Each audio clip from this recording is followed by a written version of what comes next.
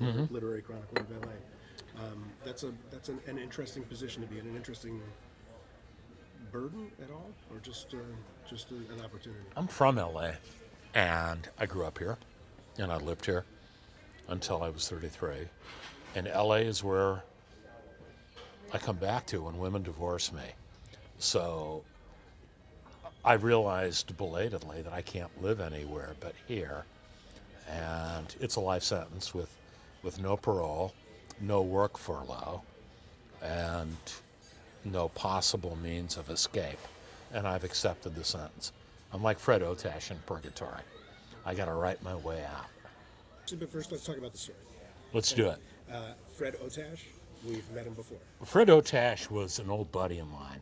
Fred Otash lived from 1922 to 1992. He was the guy who verified stories for Confidential magazine. He had all the fruit bathhouses hot wired around the clock. He had listening posts everywhere. He had every bellboy, busboy, car hop, dipshit in LA on his pad looking to rat out homos, lesbos, dipsos, the heavy hung, the underhung, the mud sharks, the dykes, the dipsos, the dope fiends, the hopheads, you name it. Fred Otash was there on top of it because people wanted to know who's a homo, who's a lesbo, who's a nympho, who's a mud shark, who's a dipso, and we still do. He writes in alliterative scandal language, so it's quite the exercise in style. As Otash ruminates in the books, in the story, what is it? Vitalize and voyeurize and crazily create a popular parlance. I love the American idiom. I love racist slurs. I love invective of any type. I love alliteration. I love Yiddish. I love black street slang. I love hipster patois. There's a lot of it. The whole story is that. Yeah, celebration of the American language, absolutely, and most of your work has always been, right? This is a kind of more concentrated form of something that you've done regularly. It's novella length. It's 72 actual book pages. I'm computer illiterate. I've never used a computer, and that's no shit. I've never logged on to a computer. I have an assistant who does that shit for me. I write by hand, and I love novella length. It's 72, 75 pages. You can tell a good short story. Yeah, and you also don't watch TV. You don't watch films. You don't. No, I don't have a cell phone. I don't go to the movies. I don't watch TV. I lay around in the dark. I scratch my balls. I think about the numerous women I've lost, and I pine for women who will never have anything to do with me. As I say in my memoir, The Hilliker Curse, subtitled My Pursuit of Women, yearning is the chief fount of my inspiration. Wanting what I cannot have leads me to create large-scale art and compensation. I've been doing this for years. It's set in purgatory. It's set in purgatory because Otash fucked over people. And I dig on him, and I actually appear in the story as well. And after Freddie kicks off, I say, Freddie, I dug you, but I didn't respect you. Because he fucked over lots of people. You say a little bit more than that too. You say at one point, Freddie, I take the way you speak, Right, but what you're saying is not me. right, yeah, yeah. And You homo hater, dyke defamer, and racist raconteur. yes, I know this may surprise you, but I don't hate anybody. yeah. Well, it does surprise me, frankly. Really? Yes. Yeah. Can't you tell this is all an act? The pleasure you take in pillaring our pieties is Yeah. is palpable. Now whoa, Daddy-o, you're talking like me now. Right. I mean, you really do like to kind of take the wind out of any of that, politically correct liberal pieties. I love language. I love invective. I grew up, and I have a strong moral sense. I'm a Christian. I'm a Bible reader. I had a good Lutheran education. The Bible, the scandal rags, those were my early influences. My dad always had Confidential lying around. So David and Bathsheba is kind of the right in the center. That's a good one. Yeah, Yeah, it's a good it's one. a really scandal rag. It is. There's lots of that shit in the Old Testament. James Ellroy shows up, speaking in James Ellroy's voice as a character In the story, in the yeah. story in Brandon Shakedown. Have you done that before? I don't remember you. Never have. No. And I'm interested in what that was. That just for fun? I mean, because it doesn't seem to be a metafictional game of some kind. Seems like it's just a I don't think of, and I don't know what deconstructionism is. I don't know what postmodernism is or what metafiction is.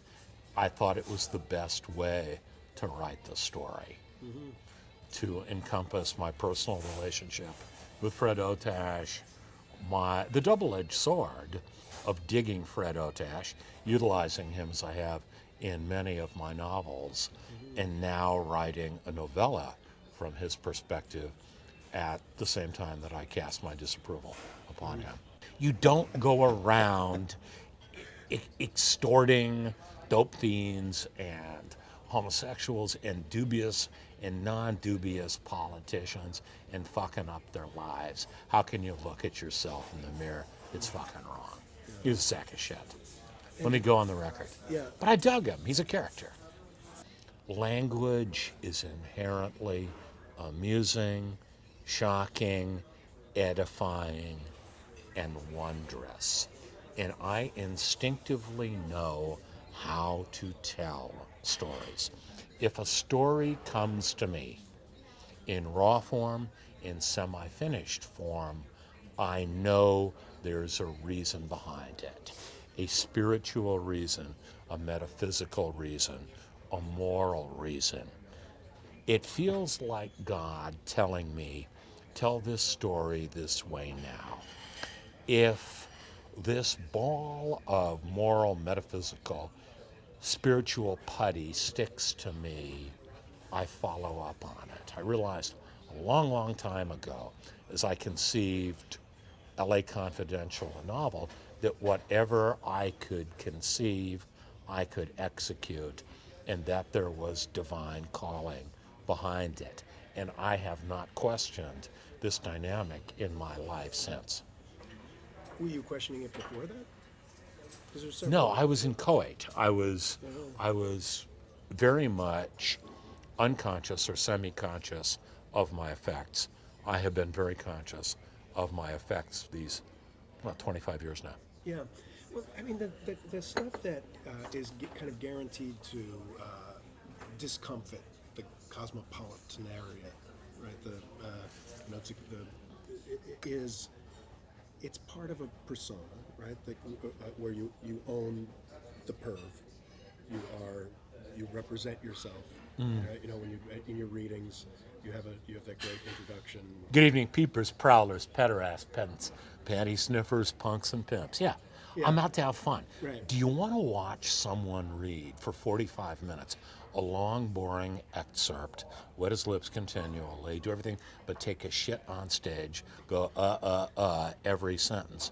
Or do you want a guy who's got the reading grooved, who speaks for 10 minutes, does patter, and has a good time with everybody, and is generous in his answering of questions? Absolutely. What do you want? Absolutely. You want someone who can perform. Yeah. Oh, absolutely. But that's why I thought it was interesting that you kind of were distancing yourself from your own persona in that section where you're speaking as yourself, by saying that's not me. Well, it isn't. It's simply the truth. But it's part of your wild ride is the success of your persona as well as the success of your writing, right? I mean, It's a very minor part. Yeah. It's when you go out, you do book tours. And I've gone to Europe for 10, 11 weeks at a pop. I was on the road for 5 months in '01 and had a major crack up as a result. You had better amuse yourself because it's brutal work. And it's soul debilitating to live in your ego that much of the time. And it's horrifyingly repetitive to answer the same questions over and over and over again. And I have taken to amusing myself. I don't justify my persona, nor do I seek very often to explain it. But it's about 3% of who I am. Yeah, the cold 6,000 is kind of stylistically distinct. It seemed to me from some of the other books. Very short snippets of. It's extremely abbreviated. It's my big novel of political and social unrest in the American 1960s. Yeah. Yeah, and it's part of this incredible. It's an epic, right? The trilogy. Yeah. Right. It's an Yeah. epic. American historical- Tabloid, The Cold 6000, and Blood's a Rover. Yeah, and you set out at the start to write that as a trilogy, or Yes. did one come? And I then did. Yeah, you did. I did, yeah. And will you do that again? I'm writing the second LA quartet right now. The first LA quartet's The Black Dahlia, The Big Nowhere, LA Confidential, and White Jazz. Goes from the fall of 1946 up to 1958. The Underworld USA trilogy, American Tabloid, The Cold 6000, and Blood's a Rover, cover America at large and foreign outposts from 58 to 72. In the second LA quartet, and I'm working on the first volume now, I take real life and fictional characters from the quartet and the trilogy and place them in LA during World War II as significantly younger people. So that's the novel I'm writing right now. And it will go through the end of World War II. So December of 41 up to 45. And then volume 2 of that is. No, that's all four. that's all four books, yeah. All four books, yeah. That's good. And so how has it been spending your days in the 40s? I love World War II. I have finally found a locale, LA, during World War II, and an event, World War II itself, big enough to sate my literary megalomania. So I am rising to the occasion of that huge event. There's some great films from your books. Well, there's one. There's one. And, Yeah. There's. Is that fun for you? Is that Yeah. interesting for you? Yeah. You, LA Confidential, talking about the movie. Yeah. Yeah, it's probably the best thing that happened to me in my career that I had nothing to do with. It was the cosmic welfare check. I'm happy for it. It's a movie that stands up 15 years in, over time. There you go. Great director, Yeah, wonderful movie. great acting. Yeah. And are you? But you had nothing to do with it. No. Ever want anything to do with it? You never tried screenplay writing? Oh, I've done a lot. You kidding? That's a good subsidiary living for me. I've written a lot of movies. A couple have been made, and it's dandy dough, and I'm grateful for it. And all done without watching any movies. I have seen you know- movies in my lifetime. I know how to write movies. It's not that I go to them. Yeah. Yeah, it's all horror flicks and dope smoking bullshit teenage comedies anyway, right?